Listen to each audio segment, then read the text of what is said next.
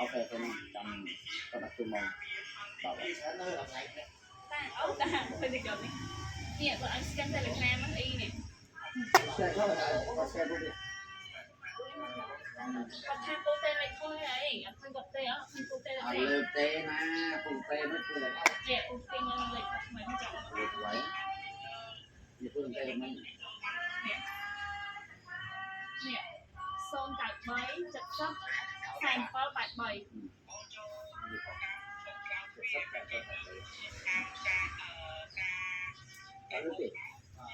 rồi có scan không vậy à lại lấy full scan tạo thì các vùng tê này lắm full scan nghe thôi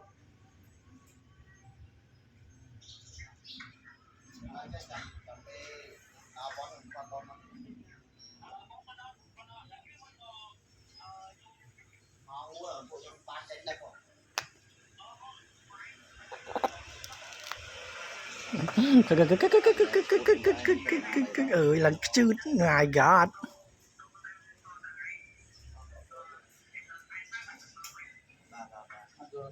Đây cho người person thì nhóm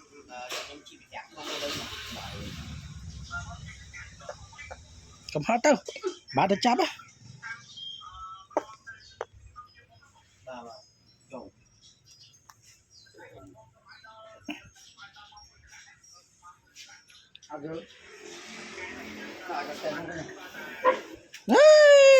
nhà mặt đã cái khai kia khóa đi khóa đi